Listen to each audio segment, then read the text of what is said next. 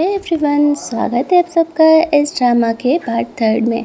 तो इस एपिसोड की स्टार्टिंग में हम लोग देखते हैं कि एनी के कहने जिम के कहने पर लू ने उसे बुला तो लिया था, लेकिन यहाँ पर सब कंपनी में एनी का काफ़ी इंसल्ट कर रहे होते हैं।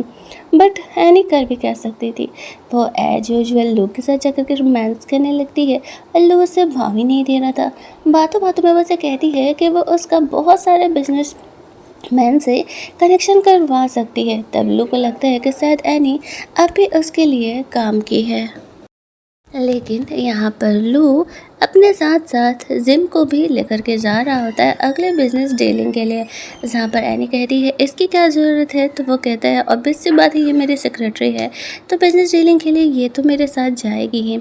अब जब जे इन दोनों को देखता है तो उससे काफ़ी जेलस होने लगता है और वो गुस्सा करके वहाँ से चले जाता है। जिम उसके पीछे पीछे उससे बात करने के लिए जाती है। उसे जेलस तो काफ़ी हो रहा था, लेकिन वो जिम के रिवेंज के बीच में नहीं आ सकता ना। वो उसे पूछता है कि तुम्हें उसके साथ रहने का मन कैसे करता है। जिम कहती है मेरे मन में सिर्फ रिवेंज है और कुछ नहीं। वो यहाँ पर इस तरीके से उसके हाथ को क्लीन कर रहा था क्योंकि लू ने उसके हैंड को टच किया था। वो दोनों आगे डिस्कस करते हैं कि आगे क्या करना है और लू किस बिजनेस प्रोजेक्ट पर आगे काम करने वाला है।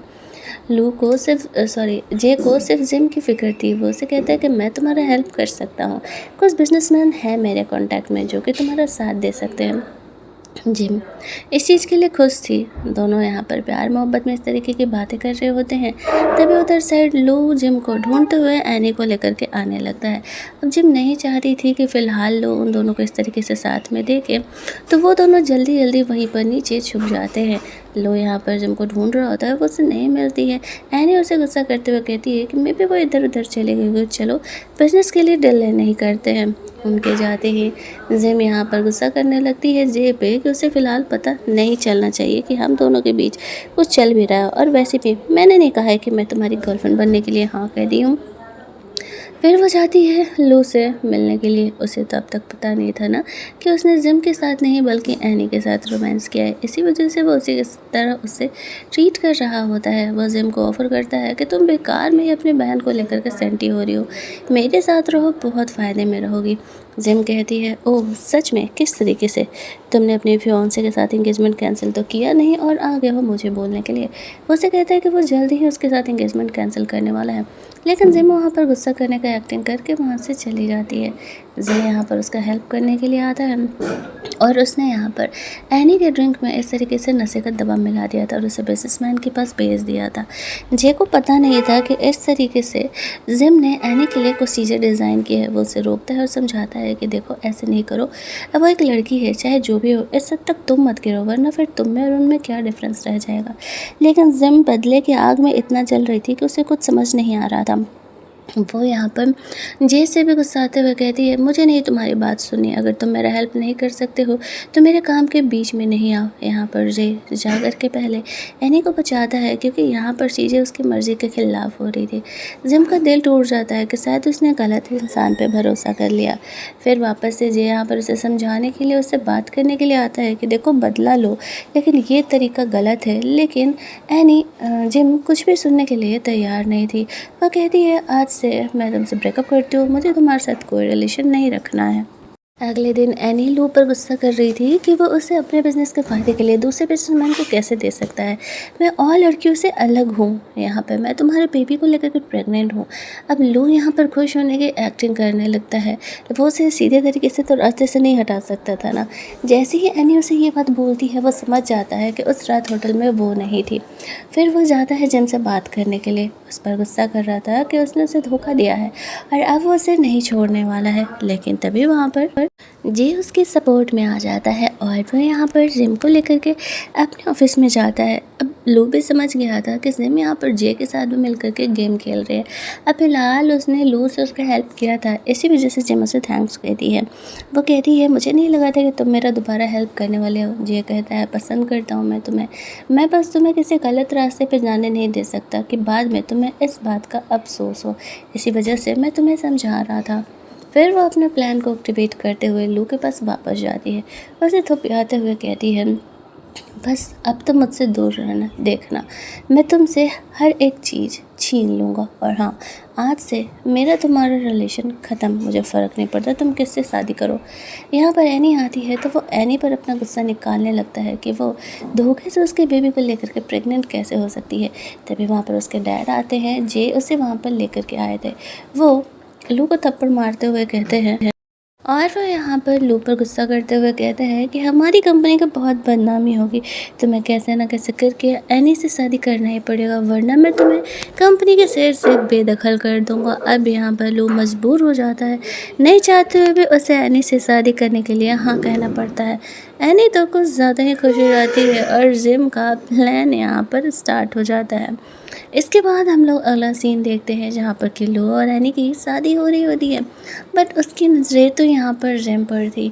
जे यहाँ पर जेम को साइड में लेकर के जाता है बात करने के लिए कि आगे उसने अपने रिवेंज के प्लान में क्या सोचा है, तो वो उसे फ़िलहाल उस बारे में कुछ नहीं बताती है। गुस्से में यहाँ पर लू जल्दी जल्दी एनी को रिंग पहना करके अपने शादी के रिचुअल को कंप्लीट करके जेम को ढूंढते हुए उसके साइड जाता है। उसे अकेला देख करके वहाँ पर उसका प्लान था कि वो जिम के साथ बदतमीज़ी करेगा, लेकिन थैंकफुली वहाँ पर जे आ जाता है उसे सेव करने के लिए और कहता है कि अपनी वाइफ एनी पर ध्यान दो, अगर मेरी गर्लफ्रेंड जिम को हाथ लगाने का कोशिश भी किया तो मैं तुम्हें नहीं छोड़ने वाला हूँ।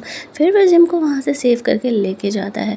लू हंसते हुए कहता है, एक लड़की के लिए तुम अपनी कंपनी खो दोगे। जे कहता है, मैं तुम्हारी तरह इतना बुद्धू और उल्लू नहीं हूँ, मैं कंपनी भी संभाल लूँगा और लड़की भी। चलो फुटो यहाँ से। शादी के बाद सब घर में थे। यहाँ पर लू अपने डैड को समझा रहा होता है कि जिम सही लड़की नहीं है, उसकी पिछली गर्लफ्रेंड को उसने मार दिया था और वो उसी की बहन है। यहाँ पर वो उनसे बदला लेने के लिए आई है। हमें पता चलता है कि उसके फादर भी विलन में से ही हैं और वो लू को पनिशमेंट दिलाने के बजाय उसे सपोर्ट करते हैं। ये सारी बातें होने के बाद यहाँ पर एनी लू से बात करने के लिए आती है।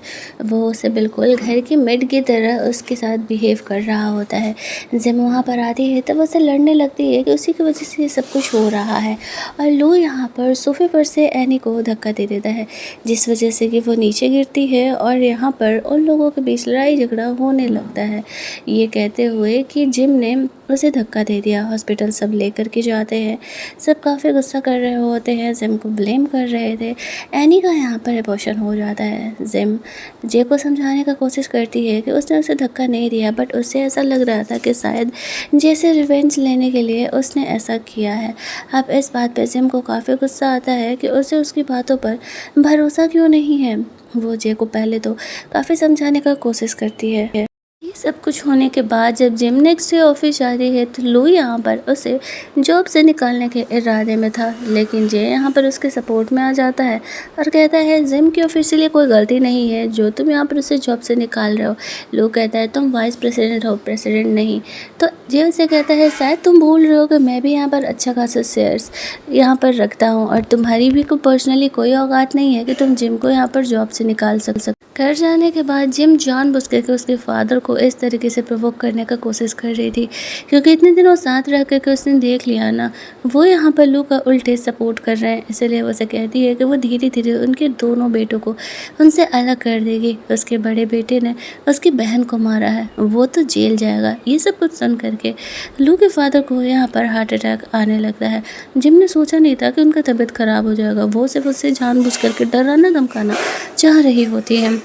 यहाँ पर जल्दी जल्दी डॉक्टर को बुलाया जाता है। वो लोग यहाँ पर उसका चेकअप करते हैं। जे पूछता है कि क्या हुआ डैड को, तो जिम उसे सच बता देती है कि उसी ने जानबूझ करके उसके फादर को प्रोवोक किया था। यहाँ पर हम लोग देखते हैं कि एनी बिल्कुल अब पागलों की तरह बिहेव करने लगती है। उसके बच्चे के मरने के बाद वो एक डॉल को अपनी बेबी बना करके उसे ट्रीट कर रही थी, जो लू की ज़िंदगी पूरी तरीके से झंड हो चुकी थी। जिम यहाँ पर उसके डैड को ऐसा की है ये बात जे को पता चलता है, तो वो उस पर काफ़ी गुस्सा करता है। वो उसके डैड के साथ ऐसा क्यों की, डैड का तो कोई गलती नहीं था। जिम कहती है लेकिन तुम्हारे डैड अब तो लू को सपोर्ट कर रहे हैं ना, उन्हें लू को पनिशमेंट दिलाना चाहिए क्योंकि उसने किसी का मर्डर किया है और ये कोई खेल नहीं है।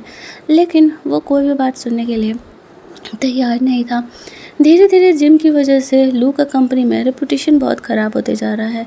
उससे यहाँ पर काफ़ी ज़्यादा लॉसेज हो रहे थे, जिस वजह से उसके डैड को बार बार हार्ट अटैक का सिम्टम आ रहा था। और जिम रह रह करके उन्हें भड़काने का कोशिश तो कर रही थी कि जिस तरीके से आपके बेटे ने मेरी बहन को मारा है, मैं हर वो एक चीज़ का बदला लेकर के रहूँगा। वहाँ पर उसके डैड लू की तरफ से जिम से माफ़ी मांगते हैं, लेकिन वो उसे माफ़ करने के लिए तैयार नहीं थी। तो फिर वो उसे रास्ते से हटाने का प्लान करते हैं।